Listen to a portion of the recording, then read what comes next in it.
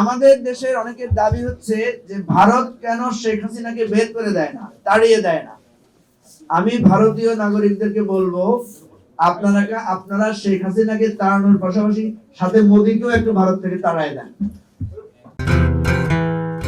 দেখেন, আমাদের প্রত্যাশাটা আস্তে আস্তে আস্তে আস্তে বেড়েছে। আমার খুব মনে পড়ে শেখ হাসিনার পতনের দিন সকালবেলা জেলখানায় যারা ছাত্র ছিল তারা আমার সাথে দেখা করতে এসেছে, তারা অনেকে এসেছে দেখার জন্য। তো তারা বলছিল যে ভাইয়া, শেখ হাসিনার পতন হোক, আমরা 6 মাস না 1 বছর জেলে থাকবো, তাও আপত্তি নাই। আমার এই কচি কচি ছেলেদের প্রত্যাশা দেখে খুব আবেগ ঘন হয়েছিলাম। কিন্তু সেই ছেলেগুলোই যখন শেখ হাসিনার পতন হয়েছে, পরের দিন এসে বলছে ভাইয়া জেলখানা ভেঙে দেন, আমরা বেরো যাবো, আমরা আর এখানে থাকতে চাই না, আমরা আর থাকতে পারছি না। এই কথাগুলো কেন বলছি? এগুলো বাস্তব অভিজ্ঞতা থেকে বলছি। আমি অত তাত্ত্বিক লোক না। যেমন আমার অত্যন্ত শ্রদ্ধেয় বড় ভাই আবুল কাশেম হায়দার ভাই রাজনীতিবিদদের কথা বলেছেন যে রাজনীতিবিদদের সংস্কার দরকার। ক্লাসের ফার্স্ট বয়কে জিজ্ঞেস করেন সে কি হতে চায়, সে বলবে আমি ডাক্তার হতে চাই।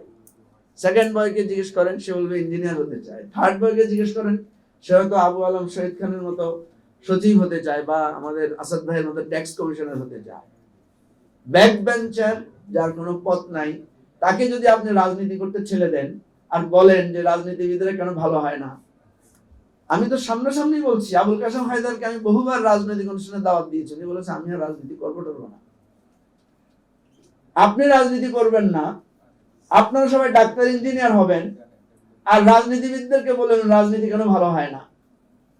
আর আমি তো এখন সচিবালয়ে গেলে দেখি, উপদেষ্টাদের বাসায় বাসায় ঘুরলে দেখি বড় বড় কর্তারা, বড় বড় ডাক্তাররা, বড় বড় প্রকৌশলীরা সেখানে তাদের ট্রান্সফার, তাদের পদায়নের জন্য তারা ঘোরাঘুরি করছেন।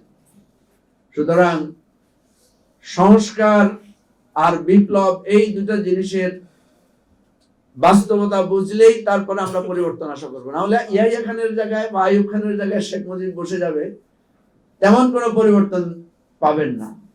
এরশাদের জায়গায় শেখ হাসিনা বসে যাবে এবং এরশাদ আরো 10টা, এরশাদ টু দি পাওয়ার 10 কত বড় ফেসিবাদী হইতে পারে সেটাই আপনি দেখবেন। আইয়ুব ইয়াহিয়ার পতনের পরে বেশি দূর যেতে হয় নাই, 73, 74, 75 বাঙালি বুঝে গেছে যে একনায়কতান্ত্রিক শাসন আর গণতন্ত্রের হত্যার ভয়াবহতা কত বেশি হতে পারে। সেজন্য ছোট মুখে আমি বেশি বড় কথা বলতে চাই না। আমি শুধু বলবো একটি বিপ্লব আমাদের জন্য অপেক্ষা করছে। আমরা যারা সংস্কারের কথা বলছি, এখানে যে পেপারস গুলো আমি দেখেছি, যে আপনি দেখেন আমরা প্রেসিডেন্সিয়াল সিস্টেম থেকে আমরা পার্লামেন্টারি সিস্টেমে এসেছি, কিন্তু কি হয়েছে? সেই প্রধানমন্ত্রী তিনিই তো প্রেসিডেন্ট হয়ে বসে আছেন, একক ক্ষমতার কেন্দ্রবিন্দু হয়ে বসে আছেন। আমাদের কি সেই দৃশ্যগুলো মনে নাই যে গ্রামে গঞ্জে একটা ছেলে মারা গেল, তার মা বলে প্রধানমন্ত্রীর কাছে বিচার চাই। শেখ হাসিনাকে মা ডেকে বলে মা আপনার কাছে বিচার চাই। তার মানে কি? তার মানে হচ্ছে থানা, পুলিশ, জজ কিছুই নাই, একটাই আছে শেখ হাসিনা। এবং শেখ হাসিনাস ম্যান নাকি একটা ছিল না, প্রাইম মিনিস্টার্স ম্যান। আমাদের সমাজে তো এটাই চালু হয়েছে যে প্রাইম মিনিস্টার্স ম্যান। সো আমি বলতে চাই যে আমরা একটা বড় অর্জন করে ফেলেছি, শেখ হাসিনা থেকে মুক্ত হয়েছি। সিরিয়াবাসী যেরকম মনে করেছিল বাশার আল আসাদ থেকে তারা কখনো মুক্তি পাবে কিনা, ঠিক একইভাবে তারা আজকে মুক্তি পেয়েছে। কিন্তু আমিও দেখলাম যে সেখানে ইন্টারিম গভর্নমেন্টের প্রধান হয়েছে কিন্তু তারই প্রধানমন্ত্রী। তো এই জায়গাগুলো কিন্তু মনে রাখতে হবে। বিপ্লব আর সংস্কারের জায়গা থেকে আমাদের চাওয়া এবং প্রত্যাশার একটা পথ আমাদেরকে খুঁজে বের করতে হবে। এখন আসেন, এই যে আমরা সংবিধান বদলালাম, ধরেন এই যে আমরা আইন বিভাগ সংস্কার, পুলিশ বিভাগ সংস্কার করলাম, ঠিক আছে, অনেক কিছু লিখলাম। সংবিধান মানে কি? এখানে অনেকেই আমরা রাষ্ট্রের সংবিধান যদি প্রণয়ন নাও করি, টুকটাক সমিতি, স্কুল গভর্নিং বডি, নানা ধরনের সংবিধান বা গঠনতন্ত্র আমরা রচনা করেছি। আমরা সাধারণত যেটা করি, আগের একটা জিনিস এনে ওখান থেকে কিছু কাটছাট করে ওটাকে আপডেট করি। আর আধুনিক পরিভাষায় যেটাকে বলে কপি পেস্ট বা কাট পেস্ট।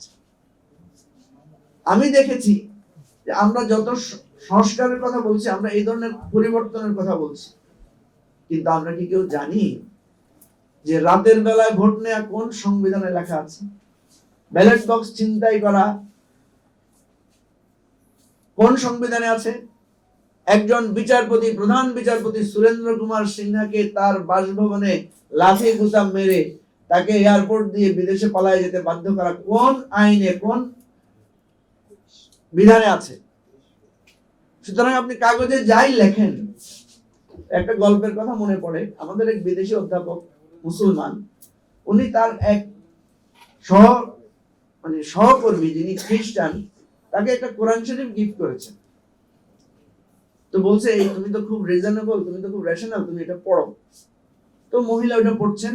কিছুদিন পর পর সে জিজ্ঞেস করে যে, ভাই ম্যাডাম আপনি কি সেটা পড়ছেন? বলছে, পড়ছি, অসাধারণ আপনাদের এই হলি বুকটা। তো সে মনে মনে ভাবতেছে, এত কোরআন শরীফ পড়ে তো সে খুব চেঞ্জ হয়ে যাচ্ছে। সে মনে মনে ভাবতেছে এই মহিলা নিশ্চয়ই কনভার্ট হয়ে যাবে, মুসলমান হয়ে যাবে। কিছুদিন পর পর তাকে জিজ্ঞেস করে, কোরআন কেমন লাগছে? বলছে, অসাধারণ, আমি তো জীবনে এই ধরনের বই পড়ি নাই। তো শেষ যখন তার কোরআন পড়া শেষ হলো, তখন সে মনে মনে চিন্তা করে গেল যে আজকে হয়তো মহিলা বলবে যে আমি আজকে তোমার ধর্ম গ্রহণ করবো।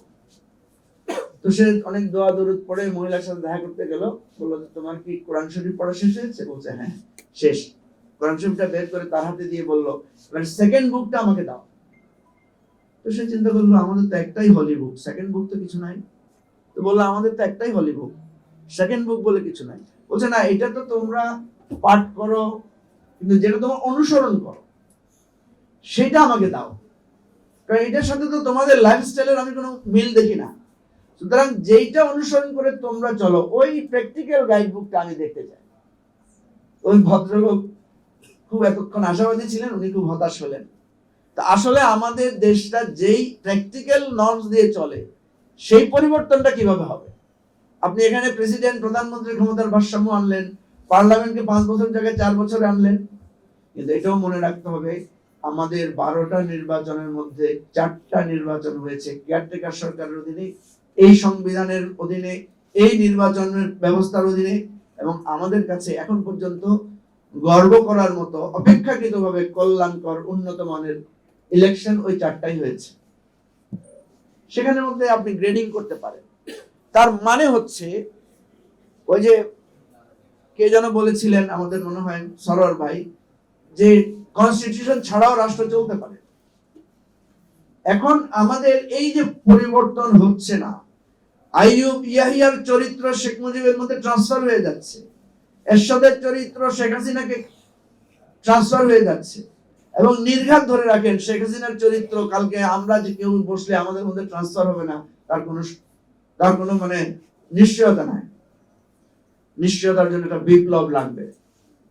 সেই বিপ্লবটা আমরা শুরু করেছি। আমি যেটা মনে করি 5ই আগস্ট বিপ্লবের সূচনা হয়েছে। এই আলোচনাগুলো আমাদের বিপ্লবের জন্য তৈরি করবে আমাদেরকে, কারণ আমরা আর রক্তপাত আর পরিবর্তন আর একের পর এক সেই এটা চাই না।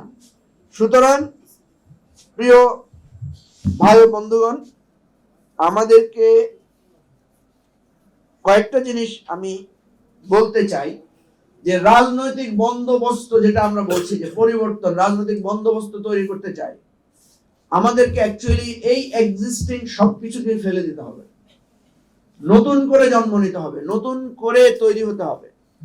এবং নতুন করে হঠাৎ করে তৈরি হয়ে যায় না, এটা একটা প্রসেস। যেটা এখানে শহীদ ভাইও বলেছেন যে সংস্কার একটা চলমান প্রক্রিয়া, বিপ্লব একটা চলতে চলতে একটা সময় গিয়ে একটা বিপ্লবের তৈরি হয়। আমরা বারবার পরিবর্তন করেছি, কিন্তু কোনো বিপ্লব করতে পারি নাই। আমি বলবো যে একটা বিপ্লবের স্বপ্ন নিয়ে আসেন, সবাই ঐক্যবদ্ধ হই, সেটাই হবে আমাদের কাঙ্ক্ষিত। আর এমনি যেটা সংস্কার, এই সরকার খুব বেশি সংস্কার করতে পারবে আমি মনে করি না। কারণ এই যে পরিস্থিতি, এটাতে কিছু কিছু পরিবর্তন হয়তো হবে, এটা থেকে কিছু বেনিফিটেড আমরা হব। 90-এর গণ অভ্যুত্থানের পরেও কিন্তু আমরা বেনিফিটেড হয়েছি। আমরা যে কেয়ারটেকার অধীনে 4টা নির্বাচন, এটা কিন্তু 90-এরই একটা ফসল আমরা পেয়েছি। কোনো না কোনো ফসল দেখবেন 90-এর পরে কিন্তু টার্ন করেছে। সুতরাং আজকে আরেকটা বিষয় আমি দৃষ্টি আকর্ষণ করতে চাই, ফরচুনেটলি, যে ভারত আমাদের সামনে আজকে যে হুমকিটা তৈরি করেছে, আমি শুধু এই প্রসঙ্গে একটা কথাই বলতে চাই ভারতীয় জনগণকে বলবো, আমাদের দেশের সবাই বলে যে শেখ হাসিনাকে আপনারা ভারত থেকে বের করে দেন। মান্না ভাই আসছেন, ডাক্তারের এখান থেকে এতটুকু আসতে এতক্ষণ লাগে, বুঝে নেবার সংস্কার কিভাবে হবে বাংলাদেশে।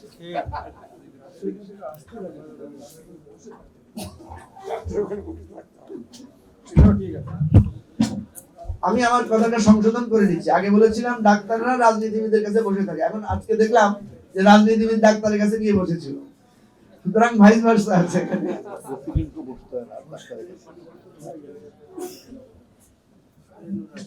আমাদের দেশের অনেকের দাবি হচ্ছে যে ভারত কেন শেখ হাসিনাকে বের করে দেয় না, তাড়িয়ে দেয় না।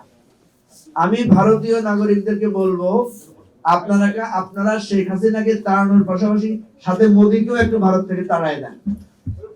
বাশার আল আসাদের মতো মোদি এবং হাসিনাকে ভারত থেকে উৎখাত করেন। মোদির এই অপশাসন যদি ভারতে চলতে থাকে তাহলে ভারত ভেঙে খান খান হবে, ভারতের রক্তের বন্যা বইবে, ভারতের সার্বভৌমত্ব ক্ষতিগ্রস্ত হবে।